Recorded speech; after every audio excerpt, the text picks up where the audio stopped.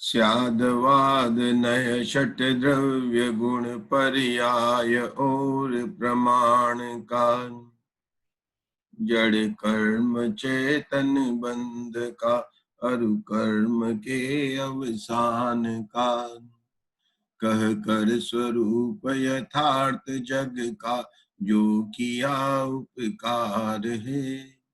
उसके लिए जिन वाणी माँ को वंदना शत बार है।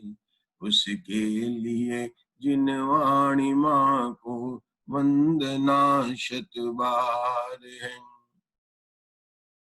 तीन भुवन में सार वीतराग विज्ञान था। शिव स्वरूप शिवकार नमः त्रियोग समहारिके।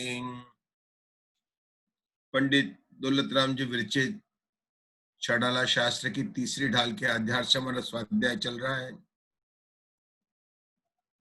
तीसरी ढाल हमारे लिए बहुत महत्वपूर्ण ढाल है क्योंकि इसमें सम्यक दर्शन यानी मोक्ष मार्ग के उपाय की बात है।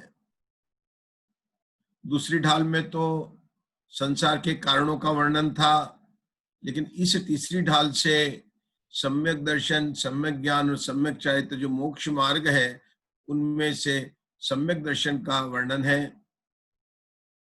इस तीसरी ढाल के कल की चर्चा में हमने पूरी विषय विभाषा की थी कि इसके मुख्य 8 बिंदु है। मतलब सारे छंदों को अलग अलग विषयों में हम विभाजित करें तो कुल कितने विषय बनते हैं? तो कुल 8 विषय बनते हैं। सबसे पहला विषय तीसरी ढाल का क्या है कि सुख का लक्षण बताया।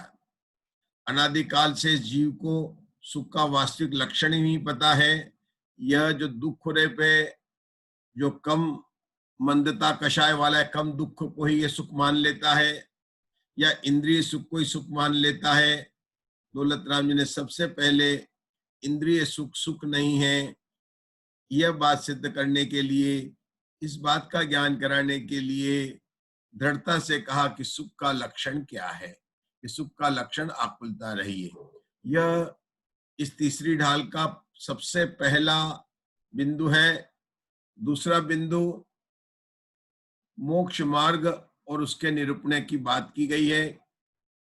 इसके अंदर सम्यक दर्शन, ज्ञान, चारित्राणी, मोक्ष मार्ग, अर्थात ये मोक्ष मार्ग है।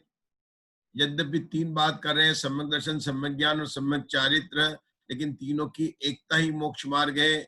यह बताया दूसरे बिंदु के अंदर, और उसी के अंदर बताया कि हम कहते हैं कि व्यवहार मोक्ष मार्ग और निश्चय मोक्ष मार्ग वास्तव में मोक्ष मार्ग दो नहीं एक ही होते हैं। उनका निरूपण 2 प्रकार से किया जाता है।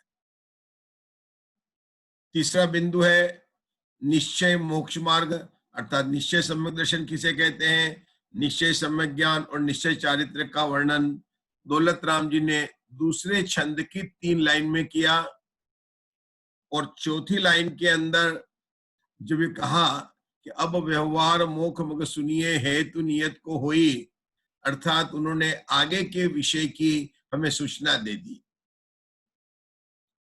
तीसरे छंद के दूसरे छंद के अंदर निश्चय मोक्ष मार्ग को भी बताया और अंत में ये सूचना दे दी कि आगे व्यवहार मोक्ष मार्ग अर्थात व्यवहार सम्यक दर्शन, व्यवहार सम्यक ज्ञान और व्यवहार चारित्र इनका वर्णन करने वाले हैं।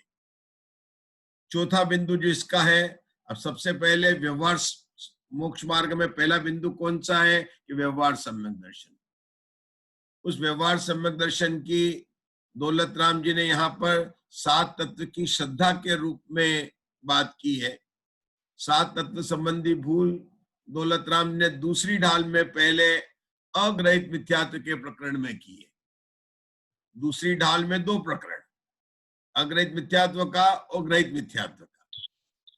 यहाँ पर तीसरी ढाल में सम्यक दृष्टि के रूप से 8 अंक की बात आ रही है, लेकिन पूरी ढाल में भी 8 प्रकरण है। चौथे प्रकरण में व्यवहार सम्यक दर्शन के मतलब 7 तत्वों की भेद रूप श्रद्धा को व्यवहार सम्यक दर्शन कहा है। व्यवहार सम्यक दर्शन की परिभाषा क्या हुई कि भेद रूप श्रद्धा को व्यवहार सम्यक दर्शन कहा है। वास्तव में 7 तत्वों की अभेद श्रद्धा ही निश्चय सम्यक दर्शन है और यही मुख्य कारण है।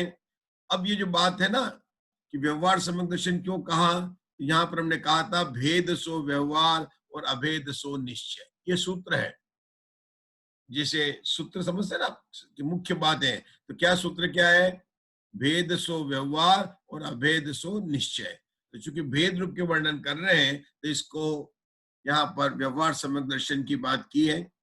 इस तरह से 8 बिंदुओं में से हमारे पहले 4 बिंदुओं की बात हुई। अब 5वां बिंदु कौन सा है? कि 5वें बिंदु के अंदर दौलत राम जी ने हमको सम्यक दृष्टि के 8 अंग की चर्चा की कि सम्यक दृष्टि के व्यवहार के जो जीवन होता है, उसका जो आचरण होता है, उसकी जो लाइफ स्टाइल है, उसकी मतलब जीवन कैसे जीता है, कि उसके जीवन में अगर आप देखेंगे तो ये 8 अंग पाए जाते हैं जिनके नाम से हम भी परिचित हो चुके कि निशंका से लेकर अंत तक 8वां जो है वो प्रभावना, ऐसे 8 अंग सम्यक दृष्टि के होते हैं। इसके बाद में जो 3 प्रकरण बचे हैं, 6ठा, 7वां और 8वां, सारी विषय विभाषा कर रहे हैं हम तीसरी डाल की। अगर विषय विभाषा क्या है? विषय विभाषा में ना विषय की लिस्ट, विभाषा विशेष रूप से भाषा करना, टीका करना, वर्णन करना, उसको कहते हैं विषय विभाषा। दूसरी होती है भाव विभाषा। विभाषा 2 प्रकार की होती है, एक विषय विभाषा, दूसरी भाव विभाषा। विषय विभाषा में मतलब इस ढाल में क्या वर्णन आया है। गणेश जी, किस ढाल में क्या वर्णन आया, मतलब इस ढाल का विषय क्या है, उसको कहते हैं विषय विभाषा। विषय विभाषा में केवल हम नाम बताते हैं कि 8 पदों का वर्णन किया है, 8 अंगों का वर्णन किया है, सुख का लक्षण बताया है, इतने छंद हैं, इतने विषय है, इसको बोलते हैं विषय विभाषा। इसको क्या बोलते हैं? विषय विभाषा। एक आचार्य जयसेनाचार्य हुए हैं, बहुत बड़े आचार्य, उन्होंने क्या कहा है? इसको कहा पातनिका, मतलब विषय को इसमें गिराना कि पूरे कठिन से कठिन पूरा ग्रंथ है तो उसमें क्या क्या विषय आया है पहले उसको बताना। देखिए, अपन जब भी कोई किताब खोलते हैं उसके पहले इंडेक्स दिया जाता है, और इंडेक्स में क्या होता है कि कितने इसमें अधिकार है, चैप्टर्स है, उसमें क्या बातें हैं। यहाँ पर उसी तरह से ये पातनिका या विषय विभाषा के वर्णन कर रहे हैं, और वो भी किसकी कर रहे हैं? तीसरी डाल की कर रहे हैं। कि तीसरी डाल में विषय विभाषा की अपेक्षा से 8 बिंदु है। भाव विभाषा क्या होगी कि हर एक प्रकरण के अंदर उसका तात्पर्य क्या है, उसका भाव क्या है, उससे हमें क्या बात करनी है कि हम भी जीवन में अपने सम्यक दर्शन को प्रकट कर सकें। भाव विभाषा जानने से वास्तव में अपने अनादिकाल की चली भूल का दूर होना, वही भाव विभाषा का सार्थक बना है। हमारी बात चल रही थी इस तीसरी डाल के 8 विषयों के बिंदु, 5, 6, 7वां जो बिंदु है, 6ठा, 7वां और 8वां बिंदु, वह सम्यक दृष्टि के दोषों, किन दोषों से रहित होता है। 5वें बिंदु में 8 अंग सहित होता है, 6ठे में 25 दोष रहित होता है। मतलब पहले अस्थि की बात बताई और नास्ति की बात बताई, किसकी? सम्यक दृष्टि की, क्योंकि तीसरी डाल के अंदर सम्यक दृष्टि का वर्णन है, और सम्यक दृष्टि 8 अंग सहित होता है और 25 दोषों से रहित होता है। 25 दोषों के रहित होता है, ये बात हम सबको याद भी है कि जो 8 अंग है उसके विपरीत 8 दोष हुए, 1 पॉइंट। फिर कौन से हुए? 8 मद हुए, 8 में आज जोड़े होंगे 16।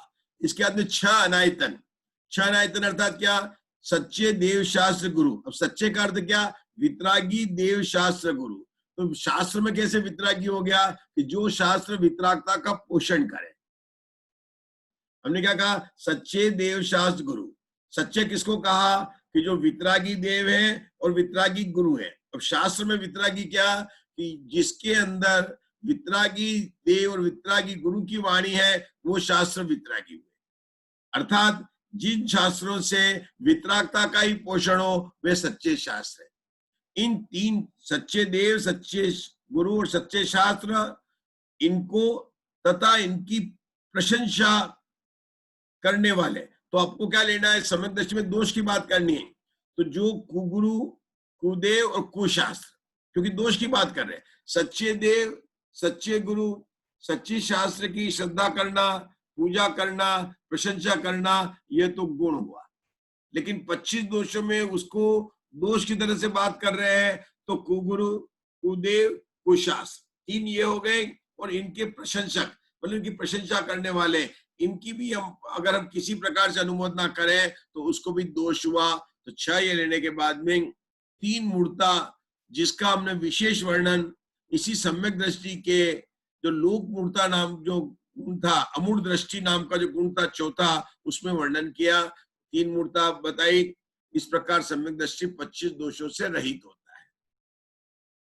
सातवां प्रकरण क्या है कि सम्यक दर्शन की आप जो इतनी बात कर रहे हैं, और जब आप शुरू से कह रहे हैं कि 4 गतियों में जीव सम्यक दर्शन के कारण भ्रमण कर रहा है, तो क्या सम्यक दर्शन प्रकट होते ही ये मोक्ष चला जाएगा क्या? तो कि नहीं, अरे अभी तो मोक्ष मार्ग प्रकट हुआ है। ये बात जरूर है कि एक बार सम्यक दर्शन प्रकट होने के बाद में जीव का जो अनंत संसार था, आपको पता है अनंत संसार को क्या कहते हैं? पंच परावर्तन कहते हैं। उद्गल परावर्तन, द्रव्य परावर्तन, भाव परावर्तन, क्षेत्र, काल, भव, भाव, ये 5 जो परावर्तन है द्रव्य, इन 5 परावर्तन के अंदर एक परावर्तन काल भी उसका शेष नहीं रह जाता है। तो कितना रह जाता है? अर्ध पुद्गल परावर्तन काल। सम्यक दर्शन होने के बाद में ये जीव हो सकता है अभी उसके 2-3 भाव, 7-8 भाव, जितने भी भाव बाकी है, जितना काल बाकी है, अधिक से अधिक तो अर्धपुद्गल परावर्तन काल है। तो उस काल में यह उस जिस आयु के अंदर, जिस भाव के अंदर सम्यक दर्शन प्राप्त किया है, उसकी आयु पूर्ण होने पर दूसरी जगह जाके जन्म लेगा। लेकिन अब उसका नियम है, उसकी बहुत लिमिटेड हो गई है। उसके अंदर यहाँ पर बहुत सारे नियम बताए कि एक नरक जाएगा तो केवल पहले नरक तक जाएगा। बिल्कुल, अगर मान लो नरक कौन जाएगा पहले नरक में? सम्यक दृष्टि जिसने पहले आयु बंद कर ली है। देखिए, सम्यक दर्शन होने के बाद में रूल नोट करना है कि नियम से देवायु का ही बंद होगा मनुष्य। तो अगर मनुष्य की बात करें ना, इसलिए देवायु का बंद होगा। हाँ, तिर्यंश है, उसके भी देवायु का बंद होगा। लेकिन देव नारकी की ये बात नहीं है, क्योंकि सम्यक दर्शन तो चारों गति में उत्पन्न हो सकता है। जब चारों गति में सम्यक दर्शन हो सकता है, तो वहां चारों गति में जो नरक में जो जीव है उनकी बात हो गई। तो नरक में अगर किसी को सम्यक दर्शन हुआ है, तो वो कौन सी आयु बांधेगा? वह नियम से मनुष्य आयु बांधेगा। देव भी कौन सी आयु बांधेगा? मनुष्य आयु बांधेगा। लेकिन तिर्यंश और मनुष्य सम्यक दर्शन होने के बाद में देवायु बनते हैं। इससे क्या निष्कर्ष निकल रहा है कि सम्यक दर्शन होने के बाद में जीव कौन सी भी गति में हो, उसके 2 ही आयु की बात आ रही है, एक मनुष्य आयु और एक देवायु। लेकिन दौलत राम जी ने तो ऐसा जीव लिया है कि जिसके सम्यक दर्शन होने से पहले जब आयु बंधी तब वह मिथ्या दृष्टि था। तीसरी ढाल में जो सम्यक दृष्टि के जो बोल आया है ना यहाँ पर कि प्रथम नरक बिन शतभु ज्योतिष वाहन भवन षड नारी, थावर विकल त्रय पशु में नहीं उपजत सम्यक धारी। ये जो बात आई है, ये किसकी आई है? ऐसा जीव जो पहले मिथ्या दृष्टि था और उसने पहले आयु मान ली और फिर सम्यक दर्शन प्राप्त हुआ, तो अब वह कहां पर जाएगा? क्योंकि सम्यक दर्शन होने के बाद में चारों गति में नहीं जाता, 2 ही गति में जाता। कौन सी 2 गति में? देव गति में या मनुष्य गति में? देव गति में कौन जाता है? देव गति में कौन जाता है कि मनुष्य और तिर्यंश देव गति में जाते हैं। तो मनुष्य गति की आयु कौन बांधता है? कि जो देव और नारकी नियम से सम्यक दृष्टि होते हैं, तो सम्यक दर्शन की अवस्था में मनुष्य आयु को ही बांधते हैं। लेकिन अगर किसी जीव ने पहले आयु बांध ली है, पहले आयु बांध ली है, मनुष्य तिर्यंश ने, मान लो उसने तिर्यंश आयु बांधी है, तो मनुष्य और तिर्यंश अगर सम्यक दर्शन के साथ में होंगे तो देव जाएंगे। लेकिन सम्यक दर्शन के पहले अगर उसने तिर्यंश आयु बांध ली तो भोग भूमि का तिर्यंश होगा, कर्म भूमि का तिर्यंश भी नहीं होगा। किसकी बात चल रही है? ऐसा जीव जिसने सम्यक दर्शन प्राप्त करने से पहले तिरंचायु का बंद कर लिया। वह जीव अगर सम्यक दर्शन प्राप्त कर लेता है और सम्यक दर्शन उसका टूटता नहीं है, उसका गिरता नहीं है, वो सम्यक दर्शन सहित रहता है, तो वह नियम से तिर्यंच तो होगा, क्योंकि आयु एक बार बन गई तो वो उसका परिवर्तन नहीं होता है, तो कहाँ जाएगा, भोग भूमि में जाता है। अब नरकायु, अब बात कर रहे हैं नरकायु की, तो नरकायु में कहाँ जाएगा, तो नरकायु में वो पहले नरक तक ही जाएगा सम्यक के सही। ये बात जरूर है कि सम्यक दृष्टि जीव सातों नरक में पाए जाते हैं, लेकिन सम्यक के साथ में वो पहला नरक में ही जाएगा। तो सम्यक के साथ में कहा तो वो कहां तक जाएगा, पहले कौन, शायिक सम्यक दृष्टि। प्रथम नरक बिन षट ज्योतिषवान भवन षण नारी, थावर विकल त्रय पशु में नहीं उपजत सम्यक धारी। दूसरा रूल क्या बोल रहे हैं कि अगर जो देव पर्याय भी बांधेगा, अगर कोई मनुष्य इसने पहले देव का बांध लिया है तो विकल्प त्रय में उत्पन्न नहीं होगा, वो कल्पवासी में ही उत्पन्न होगा। फिर क्या बोला, थावर विकल्प त्रय, और वह जो है न तो स्थार पर्याय में जाएगा और न विकल्प पर्याय में मनुष्य को उत्पन्न करेगा। ये सम्यक दर्शन की यहाँ पर मतलब 4 गति में जो उसका संसार शेष रह गया, ऐसा 7वें प्रकरण में बताया। और अंत में जो 8वां प्रकरण है, तीसरी डाल का जो अंतिम प्रकरण है, वह सम्यक दृष्टि की महिमा और प्रेरणा का प्रकरण है। हम ध्यान देखते आ रहे हैं कि हर डाल के अंदर में दौलत राम जो में प्रेरणा देते हैं, यहाँ भी इस डाल के अंदर पहले सम्यक दर्शन की महिमा बताते हुए कहते हैं 3 लोक और 3 काल में। देखो, लोक कह के स्थानवाची बना दिया और काल मतलब कभी भी। जब भी पूरी बात करनी होती है तो काल भी लेते हैं और लोग भी लेते, क्षेत्र भी लेते हैं। मेरा क्षेत्र भी ले लिया, हर जगह और हर समय। क्योंकि ऐसा तो हो सकता है कि किसी जगह सुबह और शाम को तो अच्छा मौसम हो, लेकिन दिन में बहुत गर्मी हो, तो क्या हुआ कि वह क्षेत्र हर काल अच्छा नहीं है। तो 3 लोक त्यों काल माई, दर्शन के समान कोई सुखकारी नहीं है। मतलब हम सुख को अगर प्राप्त करना है तो दर्शन, सम्यक दर्शन, दर्शन का अर्थ यहाँ पर देखना नहीं है, न दर्शनावणी कर्म से संबंध है। एक बात और पुनः नोट कर लीजिए कि मोक्ष मार्ग में जब भी दर्शन शब्द आए तो उसका श्रद्धा गुण से लेना, 8 कर्मों की जब बात आती है ना दर्शनावणी, तब उसका होता है। लेकिन यहाँ पर जब दर्शनोपयोग की बात नहीं है, यहाँ पर श्रद्धा गुण की अपेक्षा जो निर्मल परिणमन है और जो इसको सम्यक दर्शन कहा जा रहा है, उसी दर्शन की बात है। दौलत राम जी ने यहाँ तक कह दिया कि सकल कर्म धर्म मूल यही, इस भव करनी दुखकारी। यह सम्यक दर्शन सारे धर्म, सकल धर्म का, सकल शब्द यहाँ पर भी आया है, सकल परमात्मा भी आया है, सकल गेय गायक भी आया है, सकल मुनिव्रत धाती है ना। तो सकल शब्द कहाँ कहाँ पर आया है उसकी भी आप लिस्ट बनाई है, और कहीं कहीं पर उसका अंतर भी है। लेकिन सकल का मतलब 2 ही प्रकार से, एक जो तीसरी डाल में अंतरात्मा परमात्मा और बहिरात्मा की बात आई, और परमात्मा के जो 2 भेद बताए ना, वहां सकल का अर्थ अनंत भगवान है। उसके अतिरिक्त अन्यत्र जहां जहां अपन पढ़ते हैं वहां सकल का अर्थ होता है सब, सबसे ज्यादा, सब। तो यहाँ पर भी वही है कि धर्म का सारे धर्मों का समस्त मूल क्या है कि सम्यक दर्शन, और इसके बिना सारी जो कुछ भी क्रिया कर रहे हैं वो दुखकारी कह रहे हैं। ये हम सभी के प्रश्नों का उत्तर दौलत राम जी दे रहे हैं यहाँ पर। इस बिन करनी दुखकारी, आप इसको भूलना मत। 3 लोक त्यों काल माही, नहीं दर्शन सो सुखकारी।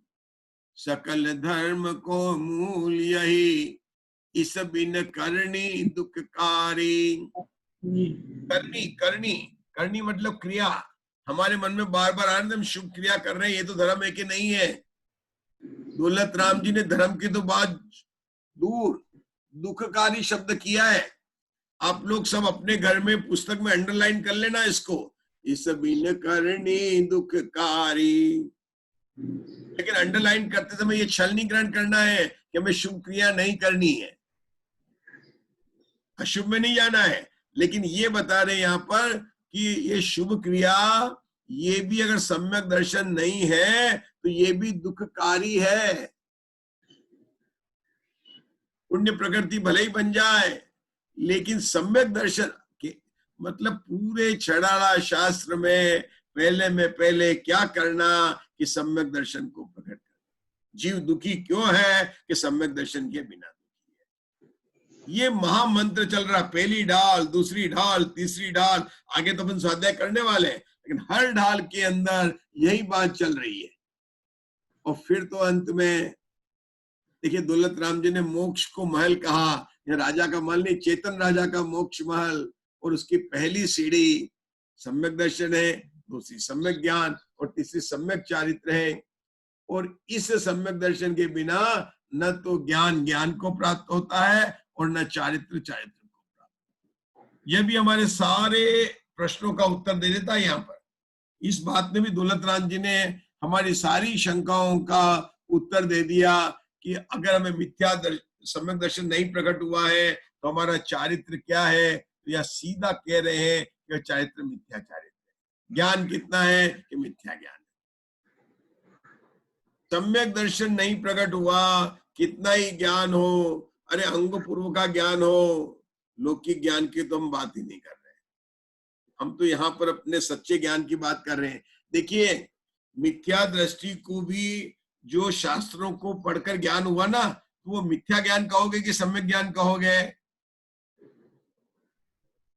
रत्नकरण शावकाचार पढ़ा, पुरुषार्थ सिद्धि उपाय पढ़ा, धवला जी पढ़े, समय सार पढ़े, जो मूल आगम ग्रंथ है, अध्यात्म ग्रंथ, उनको पढ़ा और मान लो किसी को ज्ञान हो गया तो वह ज्ञान मिथ्या ज्ञान है कि सम्यक ज्ञान है।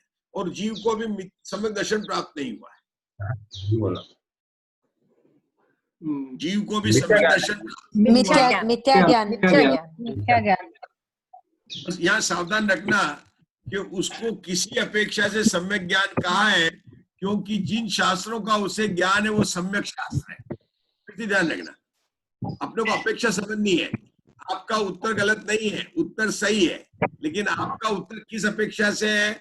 आपका उत्तर श्रद्धा गुण की अपेक्षा से है कि उस जीव को जब तक भेद ज्ञान प्राप्त करके सम्यक दर्शन नहीं होगा तब तक उसका ज्ञान मिथ्या ज्ञान कहा जाएगा। ये बात तो सही हो गई। अब अगर आप पढ़ेंगे कि जब तत्व निर्णय किया है, तत्व निर्णय किए बिना सम्यक दर्शन नहीं होता। सम्यक दर्शन होने के बाद में वही ज्ञान कुछ किए बिना सम्यक ज्ञान को नाम प्राप्त करता है। तो ये जो नाम प्राप्त करता है ना, ये किसके कारण हुआ? श्रद्धा गुण के कारण, सम्यक दर्शन के कारण। मेरा प्रश्न ये नहीं था, आपका ये प्रश्न सही था उत्तर। मेरा प्रश्न ये था, मिथ्या दर्शन होने से पहले अगर किसी जीव को समय सार का, 7 तत्वों का सही ज्ञान है, उस ज्ञान को कथन कब किसी अपेक्षा से सम्यक ज्ञान कहा गया है, क्योंकि वह सम्यक शास्त्र के द्वारा उत्पन्न हुआ। उस ज्ञान किसका संबंध है? उसका जो जिनेंद्र भगवान की वाणी है उससे संबंधित है। इससे संबंधित है, सच्चे देव शास्त्र गुरु से संबंधित है। इसलिए वह ज्ञान तो समीचीन ज्ञान ही, लेकिन लेकिन लेकिन 3 बार लेकिन लगाया। देखिए भाई, जिनागम में बहुत संभल के समझने की बात है, नहीं तो क्या है कि रोको मत जाने दो। कोई रोक लेगा और कोई जाने देगा। अब कहने वाला क्या कह रहा था हमें पता ही नहीं है। क्या रोको मत जाने दो? उसने कहा रोको मत जाने दो, उसने बोला रोको मत जाने दो, बोल दिया उसने। ये जिनागम को समझना जरूरी है। जो यहाँ पर कहा ना, ये हमको प्रकट करने के लिए, हमारा जो यहाँ पर बात चल रही है इस छड़ाला के अंदर, वहां पर वह ज्ञान मिथ्या ज्ञानी है।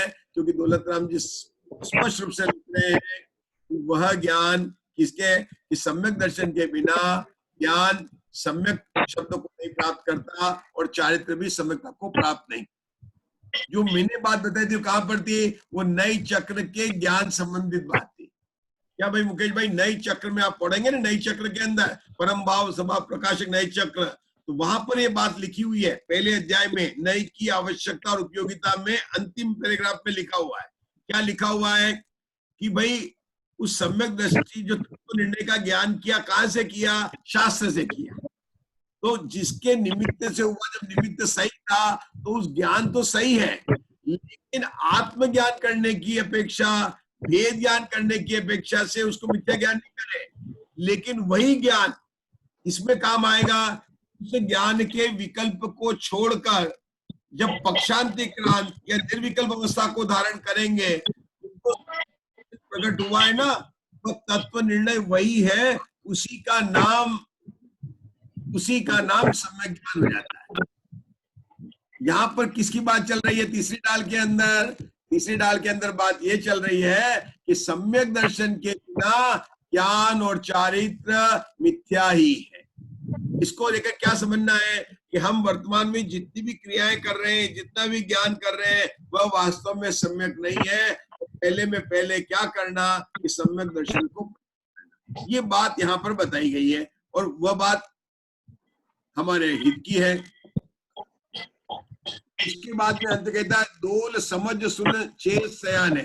अब हम लोग क्या कहते हैं? छड़ाला का पाठ करना, भक्तामर जी का पाठ करना, जाप करना। यहाँ दौलत राम जी क्या कहते हैं? दोल समझ सुन चेत सयान है। सयाना किसको कहते हैं? डाया बेटा। वो राजस्थानी भाषा पता नहीं आप जानते हो नहीं। सयाना मतलब डाया, मतलब जो प्यारा बेटा होता है उसको सयाना बोलते हैं। क्या बोलते हैं? सयाना। और कौन सा? चेत मतलब जाग जा, मतलब अपने को सयाना मतलब समझदार के देखो दौलत राम जी कहे तो सयाना मतलब समझदार है, और फिर कह रहे तो समझ कि भैया तू समझदार है, लेकिन समझदार कब कहलाएगा? जब तू सम्यक दर्शन को प्रकट करेगा। फिर से दोल समझ सुन चेत सयाने, काल व्रता मत खोवे, यह नर भव फिर मिलन कठिन है, जो सम्यक नहीं होवे। बहुत बार सोचने की बात है, हमारे बिल्कुल चिंतन की बात है। एक बात है, ये मैं बार कह रहा हूँ, दौलत राम जी ये नहीं कह रहे हैं कि छड़ाला को पढ़ो, छड़ाला की परीक्षा को पास करो, छड़ाला को याद करो, अच्छी राग में बोलो, नहीं। दोल समझ सुन चेत सयाने, ये समझने की बात है। तो समझने की बात क्या है? उस बात पर हमारी चर्चा कल आई थी। समझने की बात क्या है कि जब हम 8 मद को बात करते ना, 8 मद की, तो ज्ञान मद है, पूजा मद है, कुल मद है, जाति मद है, रूप मद है, रिद्धि मद। इन मद के नाम बोल दिए, मद की परिभाषा भी बोल दी, लेकिन ये मद होने का कारण क्या है और इसका अभाव कैसे कर सकता हूं, ये हमें समझना है। और इसके लिए हम आगे का प्रकरण जो इसी तीसरी ढाल की पढ़ाई हो गई, तीसरी ढाल का पाठ हो गया, लेकिन अब जो अपना विषय चलेगा कि तीसरी ढाल के आधार से हमने दौलत राम जी ने कहा ना, दोल समझ, तो समझना क्या है उसकी अपन अब चर्चा शुरू कर रहे हैं। अभी तक तीसरी ढाल की चर्चा सिर्फ पढ़ाई हुई है, जिसके कारण आपको नाम याद हो गए कि ज्ञान मत किसे कहते हैं, रूप का मत नहीं करना, सब याद है आपको। मैंने आप लोगों के सबके, कई लोगों के आर्टिकल देखे, सीमा जी के तो आर्टिकल है, वो अपनी पाठशाला में उन्होंने बहुत बढ़िया 8 मत का आलेख लिखा है। सीमा जी आप सन्मति स्वाध्याय मंदिर में भी पोस्ट कर देना उसको, बहुत अच्छा है, वो सबको बड़ा लाभदायी होगा। जिसको भी 8 मत के आप लोग बहुत जगह परीक्षा, क्लास, कैंप, शिविर अटेंड कर रहे हैं, मैंने देखे बहुत अच्छे आपके आलेख हैं, उनको अपने इस ग्रुप में भी पोस्ट करके सबसे शेयर कीजिए। अब अपनी बातें चल रही है समझने की। तो समझने की क्या है कि सम्यक दृष्टि कैसे सम्यक दर्शन को प्राप्त किया और वो कैसे दोषों से रहित हुआ, यही तो समझना है। अगर मुझे सम्यक दर्शन प्रकट करना है तो यही समझना है। तो हमने कहा था कि सम्यक दृष्टि की जो सबसे ज्यादा हमारी चर्चा चल रही तीसरी ढाल में, कि सम्यक दृष्टि जिनेंद्र भगवान के वचनों में शंका नहीं करता। ये इस बोल पर अपनी सबसे ज्यादा चर्चा चली। क्यों चली? कि भैया जिनेंद्र भगवान के वचन में क्या आया है जिस पर की सम्यक दृष्टि शंका नहीं करता। सम्यक दृष्टि जिनेंद्र भगवान के वचनों में शंका नहीं करता, ये तो हुआ वाक्य, लेकिन जिनेंद्र भगवान के वचन में क्या आया है जिस पर की सम्यक दृष्टि शंका नहीं करता है, तो उसका हमने पहला पॉइंट पुरुषार्थ सिद्धि उपाय के आचार्य अमृतचंद्र देव की गाथा से उठाया था, शायद 22 से 24 नंबर, की सम्यक दृष्टि को जिनेंद्र भगवान ने, वहां पर सर्वज्ञ लिखा, एक ही बात है, वहां पर लिखा था सर्वज्ञ ने जैसा वस्तु का अनेकांत स्वरूप कहा है ना, उस पर उसको ये शंका नहीं होती है कि ये सत्य है या असत्य। अब देखिए पुरुषार्थ सिद्धि उपाय का, अपन ने छड़ाला के 8 अंगों का स्वाध्याय, अनुशीलन स्वाध्याय किया। क्या किया? रत्नकरण शावकाचार, पुरुषार्थ सिद्धि उपाय और समय सार। रत्नकरण शावकाचार चरणानुयोग का ग्रंथ है, पुरुषार्थ सिद्धि उपाय चरणानुयोग का ग्रंथ है, समय सार अध्यात्म ग्रंथ है। क्यों किया? कि छड़ाला को छोटा समय सार कहा जाता है। तो बड़े समय सार में क्या है ये भी तो देख ले भैया। जब समय सार छोटा है तो बड़ा भी तो, जब छोटा है तो बड़ा भी थे ना, तो उसको भी देख लिया। जब पुरुषार्थ सिद्धि उपाय चरणानुयोग का ग्रंथ है तो सबसे प्रसिद्ध ग्रंथ, तो मतलब प्रसिद्ध ग्रंथ उसी के बराबर हमारा रत्नकरण शावकाचार भी है। सभी ग्रंथ महान है। तो हमने रत्नकरण शावकाचार, पुरुषार्थ सिद्धि उपाय और समय सार तीनों को मिलाकर एक अनुशीलन रूप छड़ाला के तीसरी ढाल के अंदर 8 अंक का स्वाध्याय किया। दूसरा पॉइंट क्या लिया? कि सम्यक दृष्टि के 7 भय नहीं होते हैं, इसलिए निशंक होता है। ये बात कहां से ली? समय सार की 228 गाथा निर्जराधिकार में, जहां कुंदकुंदा भगवान ने कहा कि सम्यक दृष्टि के 7 भय नहीं होते। अब एक प्रकरण जो रह गया है, जिस पर कि कल रश्मि जी ने भी प्रश्न उठाया था, कार्तिकीय अनुप्रेक्षा में गाथा 312, 321 से 323, इन गाथा के अंदर जो बात आई है, उस गाथा के आधार से अब हम जो है ये समझेंगे कि वहां पर क्या लिया है। जब हमने इसका स्वाध्याय शुरू किया था तीसरी ढाल का, तो हमने अर्पित बनाए थे और अनर्पित बनाए थे। हमने कहा था सम्यक दृष्टि निशंक होता है, अर्थात मिथ्या दृष्टि सशंक होता है। हमने इस तरह 4 बोल बनाए थे कि मैं जीव हूं अर्थात मैं अजीव नहीं हूं। इस तरह से हमने अस्ति नास्ति या अर्पित नर्पित के बोल बनाए थे। कार्तिक अनुप्रेक्षा में वहां पर दूसरा बोल लिया है कि सम्यक दृष्टि को शंका होती है। सम्यक दृष्टि को क्या होती है?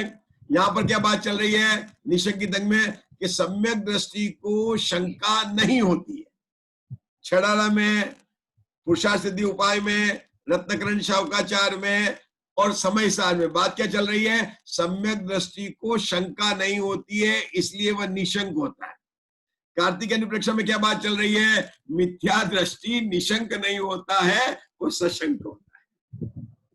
ये कार्तिक अनुप्रेक्षा की बात है। तो उसका यहां तो भी समय हो रहा है, लेकिन अपन इसकी चर्चा करेंगे। तो उसके अंदर जो बात आई है कार्तिक अनुप्रेक्षा में 321 से 323 गाथा है, उसके अंदर जो बात आई है, उसके अंदर जो बात लिखी, मैं केवल उसका, क्योंकि 2 मिनट का ही समय है, सिर्फ पढ़ता हूं हिंदी का अनुवाद, उसकी विशेष अपन करेंगे क्योंकि फिर से लॉग इन करेंगे अपन। हिंदी में ही पढ़ता हूं, और अगर आप कोई पढ़ सके तो बहुत अच्छा है। मैं उसको बड़ा कर देता हूँ तो 2 ही मिनट उसके अंदर अपने पढ़ते पढ़ते ही बंद हो जाएगा। हाँ, जी से जीव के दिखाई पड़ रहा है हिंदी में, राइट हैंड साइड में। हाँ, बोलिए। जिस जीव के जिस देश में, जिस काल में, जिस विधान से जो जन्म अथवा मरण जिन देव ने नियमित रूप से जाना है, उस जीव के उस देश में, उस काल में, उसी विधान से वह अवश्य होता है। उसे इंद्र अथवा जिनेंद्र कौन टालने में समर्थ है, अर्थात उसे कोई नहीं टाल सकता। इस प्रकार निश्चय से जो द्रव्यों को और उनकी समस्त पर्यायों को जानता है वह सम्यक दृष्टि है, और इसमें शंका करता है वह मिथ्या दृष्टि है। जो कुछ मतलब होना यहाँ है, पर बस बस बस बस अभी रुकेंगे। अभी ये जो इसका क्या बोला कि जो शंका करता है, हमने क्या कहा था? सम्यक दृष्टि को जिनेंद्र भगवान के वचन में शंका नहीं होती है, जिन वचन में शंका न था। तो अपन ने वहां क्या लिया था कि जिनेंद्र भगवान के वचन में क्या आया। अब देखिए यहाँ पर भी बोल रहा है कि जो ऊपर लिखे थे वो जिनेंद्र भगवान के वचन है, और जिसको जिनेंद्र भगवान के वचन में शंका करता है वो कौन है? मिथ्या दृष्टि है। हाँ, वह मिथ्या दृष्टि है, और जो शंका नहीं करता है वह सम्यक दृष्टि है।